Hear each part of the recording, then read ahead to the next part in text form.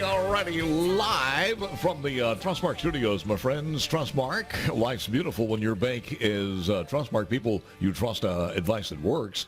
To learn more, go to trustmark.com. Member FDIC. Steve Azar today. Steve's got on Pat Green. Pat is a legendary Texas country singer, Perez. Not a county Mississippi singer. Minute. No, not a county singer, a country singer.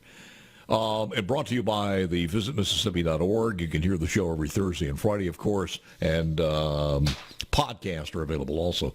Anything else that you want to mention before we get to our esteemed guest here, John Caldwell? John is the Mississippi Northern District Transportation Commission. He's rivaling major authors with his book. I'm sure it's on the New York Seller's best-selling list now. Good morning, John. How are you, sir? Good morning, Paul. It's good to be here. Let me just start with the conversation with roads and bridges. Roads and bridges. Yes. Roads and bridges. Seems Well, like that's a word that we don't get to speak about enough. Where is our infrastructure money? Is it trickled down yet, or what do we look like? Well, we're not looking as good as advertised. You know, they want to make it look as good as they can coming out of Washington, D.C. So it is real, but it's about $160 million a year right now, and it's going to go up to about $200 million a year over the next 5 years.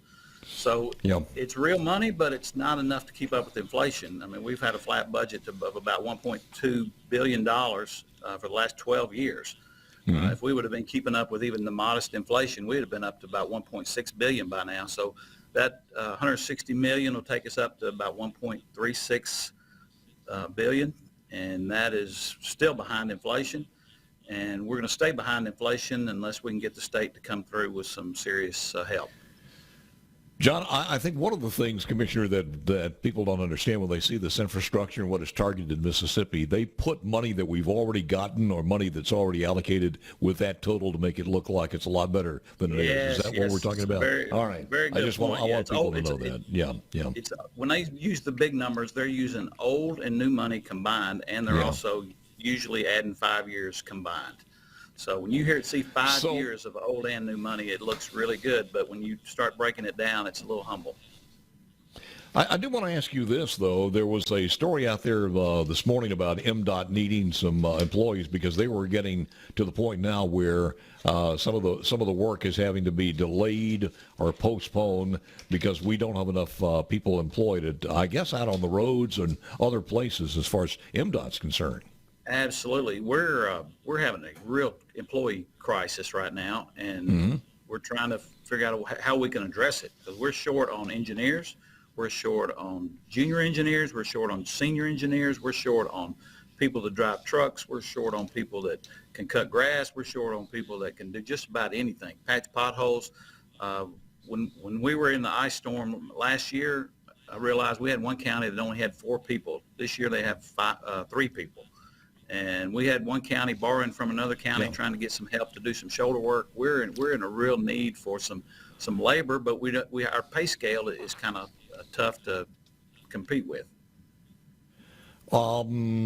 Is that available for people who want to look at this? And again, are some of these jobs or all of these jobs or any of these jobs that come with health insurance and PERS and things such as that? Yeah, the great thing we do have to offer is we do have insurance. We do have a great retirement system, and there's some benefits to working for us. It's not just about the money, but another thing that people forget about when somebody's in the low level of the pay scale, let's say they leave Dollar General and they've been making $11 an hour, then they come to work for us for $11 an hour. Their take-home pay is actually less than Dollar General because we take out the retirement. So they're not paying a retirement fee. So once they start, their actual take-home pay drops, and they don't understand how come I may have got $1 an hour raise by coming to work for the state, but my take-home pay is less. I agree with you. The only thing that you can top that with is the opportunity for advancement. If that's one of those jobs that they choose that has some opportunity for advancement. Let's talk in the limited time we have here about some of the bills too, because are there any bill? I know that there's so many. There's some that are challenging your $80,000. There are some that want to put more. There's a myriad of bills. Could you spotlight a couple that may affect the taxpayers in the state? You're mentioning the $80 million on the lottery fund? Yes, we're talking about the lottery money, because there are people going after that. But I don't know how you go after any infrastructure money for roads and bridges. I mean, the only reason our budget has been able to stay flat for 12 years is because of the lottery money, because we've been losing money due to the lack of funds going into the fuel tax. And so we're actually losing money. The legislature came in, thankfully, with the $80 million lottery fund that kind of brought us back to stand pat. But that's not near enough for what we need to address the inflation and the growing needs that we have in maintenance and construction. So any bill that starts talking about taking $80 million from us, it actually needs to be $80 million and growing. Right now it's $80 million flat. One of the big criticisms on the 87 highway bill was when they added the fuel tax, they didn't account for inflation. Well, the $80 million, while we're grateful for it and grateful to the legislature for finding that compromise and getting it to us, it doesn't account for inflation either. So we're doing less with that same $80 million every year. What do we look like as far as and I guess this has to maybe in concert with people on a national basis. You guys across the nation have got to be talking about what's going to happen. I notice you want to talk about a 3-year plan, but in 3 years from now, where are we going to be with more electric vehicles on the road? Because there's a major push on that. Somewhere down the road, somebody's got to start talking about this, and how do we supplant those gasoline taxes?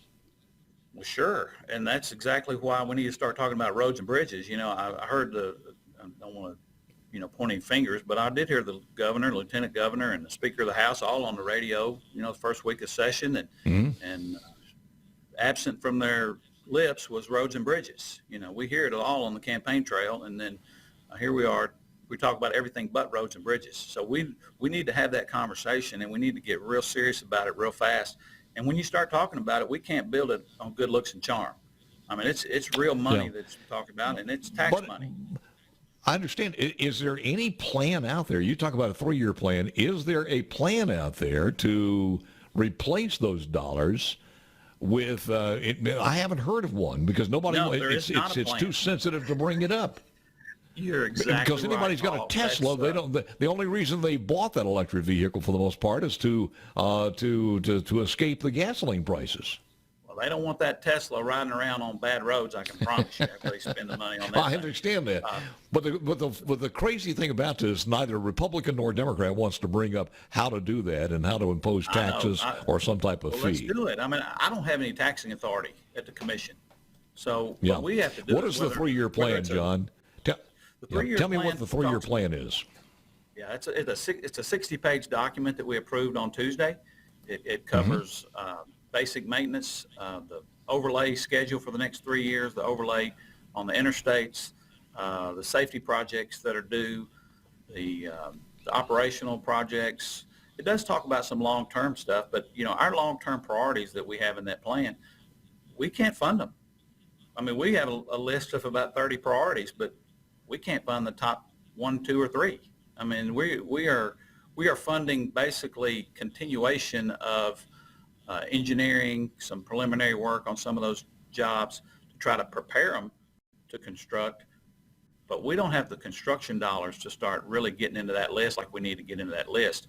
And that's why we've been in concert and talking to the House and the Senate members, and I think they're aware of that, and I think we're getting ready to see some movement on that. We have the surplus money that is one-time money, and I think they're going to make a move in that direction to try to kind of get us off dead center and start moving the ball forward. But like you said, Paul, that would only be one-time money, and we need to start talking about what is the long-term solution and how we fund this in perpetuity.